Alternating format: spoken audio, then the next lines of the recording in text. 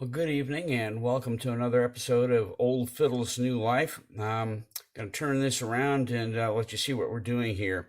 I'm going to be working this evening with my old German Strad copy that I got that old gentleman up on the mountain gave to me, and did the complete refit, and I love it. It's kind of become my primary instrument. So something happened, and I'm going to let you know about this, and we're going to kind of take it from there as to what I'm doing about it and what it's wise to do when you have something similar happen to your violin. Okay, so here we are. I have everything stripped. I have the uh, tailpiece and strings and even the tail peg completely off the instrument at this point. What happened was that I hadn't played this for a while, and when I opened the case, I noticed that my G string had completely let go. In other words, the string is just hanging loose on the neck. And then as I got to trying to tune that back and tune the rest of the pegs, tune the rest of the strings, I noticed that all the pegs were, kind of needing some treatment because they were not holding, they were slipping. And this happens during the wintertime. The air is dry because of heat going on in the house. Here in New England, anyway, I don't know about other places. I guess maybe if you're down in the tropics, this wouldn't happen. But anyway, so what I did, I started tuning it, and I wasn't watching. And this is a kind of a beginner error. I wasn't watching it. I did straighten the bridge. First of all, I had this pretty much set right where it needed to be, right between. Okay, you see where these notches are. The width of the bridge needs to be right between those notches, centered up in the middle of the top of the instrument, and then yeah, your peg is directly behind that foot inside the instrument. Um, in the meantime, what happened was I had set up the bridge, very carefully positioned it, but as I was tuning, the G string was giving me so much trouble. I was kind of back and forth with it, and what was happening was, hang on. What was happening was that slowly but surely this thing was tilting forward, and because I had put pressure on the rest of the strings, getting them tuned up and trying to get the G string tuned back up, what happened was all of a sudden the bridge fell and it came down with a mighty pop. And that's something a violin, anybody who works on violins, you fear that because if you have everything strung up full tension, you're at 14 pounds per square inch of pressure coming down on the top of the instrument, and if the bridge falls, you have a chance of cracking the top of your instrument. Well, it didn't crack. Good news on that. And so I just went ahead and said, okay, time to just do this all over again. So I took everything off and cleaned everything. That's your ideal opportunity. Use my violin cleaner that I make myself, and came up here and I peg doped every one of these. Now, for a long time, I was using a liquid peg dope, and I've somehow managed to lose it. I don't know where it is. But then a while ago, I bought some of this, and this is W.C. Hill and Sons peg dope. This was formulated all the way back in the 1700s. The Hills are kind of a legendary family in violins, violin repair, violin purchasing, own famous instruments, and so on and so forth. I guess it's W.E. Come to think of it, there it is, W.E. Hill and Sons. And so I bought some of this stuff. And I'd never had any before because I've been using liquid peg dope for so long. But you can see what it looks like. Basically, it looks like lipstick, but it's not. It's what it's made up of. The stuff that it's made up of, it is basically good peg compound that once it soaks into your pegs and you use it, you kind of work it into the, well, here, let's just do this. Okay. I'm going to show you as best I can without, take the peg out. I started with a G. And what you're going to do is see the shiny area here and here. that's where it meets the cheeks of the peg box, the scroll. Okay, and so what you do is you take hang on. You know what I'm going to do? I'm going to lay that down. There we go. Okay, and so put it back into the peg box, and then you're going to rock it. Here, let me see if I can do this. You're going to rock it and try to work that peg dope into not, you're not only working it into the shiny area of the peg, but you're also working it into the cheeks there of the peg box. And what you're doing is prepping that both surfaces so that when that sits for a while, it's going to hold your strings and it's going to be able to move smoothly. That's part of the whole point of using a peg dope. It's going to be able to work smoothly as you raise and lower your strings, but it's also going to give you the friction that you need, because there's like some sort of I can't remember all the stuff that's in that. I'll list them in my ingredients when I get done with this process. But at this point, I've done it to every one of these. I probably will work it in a little bit more tonight and maybe do one more application. And I'm not going to try putting these strings on till tomorrow after church sometime. But in the meantime, it's kind of important when you have a bridge fall to go ahead and immediately take everything off, check the surface, the top of your instrument, make sure there's no splits, repair any damages that might be there. I had a couple little minor scratches, and once I put the new violin cleaner on, everything just blended out beautifully. And so I've gone not only all over the top, but all over the whole instrument now with some really nice, that nice violin cleaner that I make, and everything's spiffed up very nicely here. So anyway, we're going to let this set overnight, and maybe do one more application before I go to bed of the Hills violin peg dope.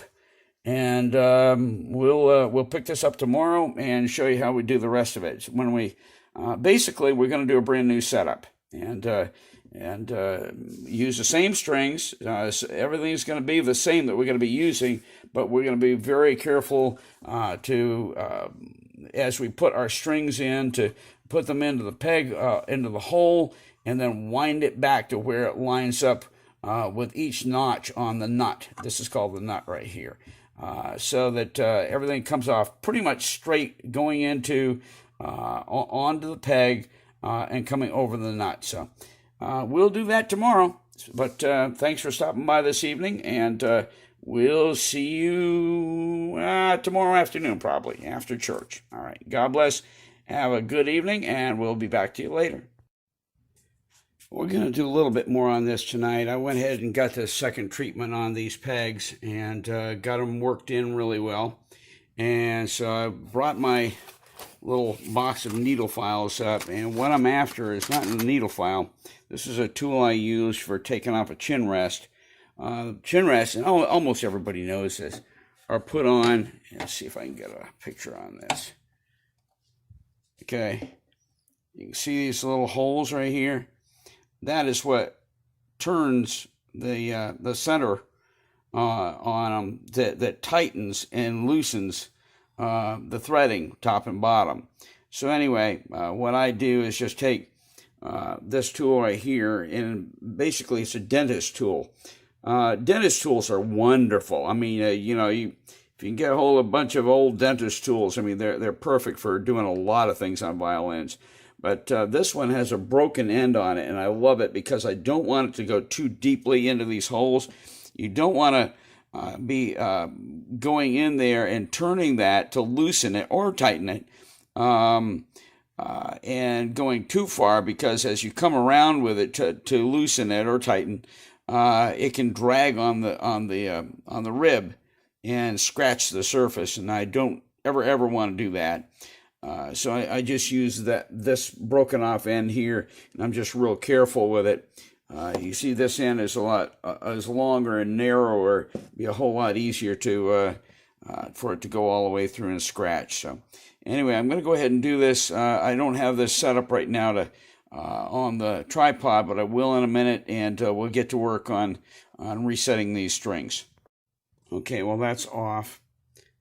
This is one of the chin rests that I rebuilt. I used some cork and put cork on the underside of this, and then put a new felt on the bottom of it to give that some extra padding. So when I got this one, this is a nice ebony chin rest. There's nothing wrong with the chin rest, but when I got it, there was no felt, no cork, and so I basically got some and did what needed to be done to get that ready to go on the instrument. And I'm loving this. This is a great little copy of a Strad, and it's a legitimate, decent instrument when it says copy of a Strad made in Germany, and it says it right out. It's not trying to pass it off, by Antonio Stradivari, 1712 or whatever, whatever. So okay, so I'm going to go ahead and set this up. I'm going to put it on the tripod, and then we'll get going. Well, first thing I'm going to do is put a little peg dope on the peg on the end pin here, and it probably doesn't need it. I mean, the thing is, once this thing gets under pressure with the tailpiece on it and the strings pulling, it ain't going nowhere. But I like to just put a little on there and just so it sits properly in there, and then we can go ahead and put this on. I think I'm going to go ahead and let's see, how do I want to do this?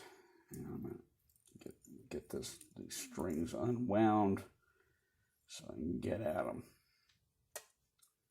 Okay.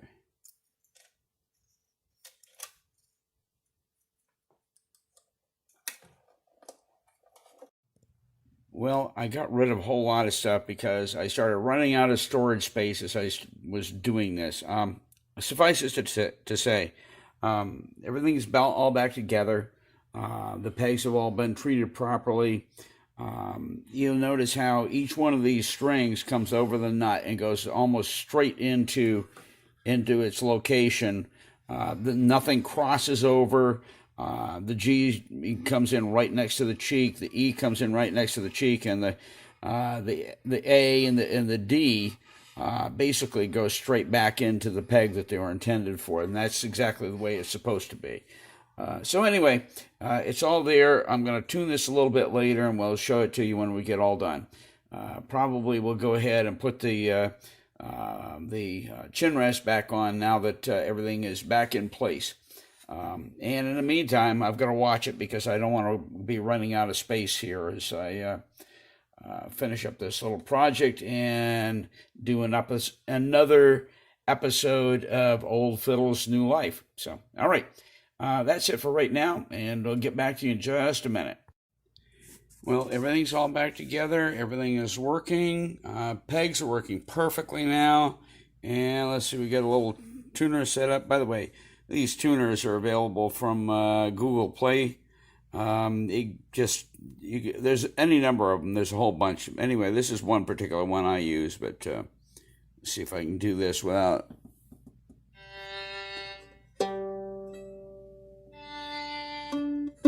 That's a little off. The strings are still stretching after being off for a while. Let's see, let's go for the A. That's a little flat.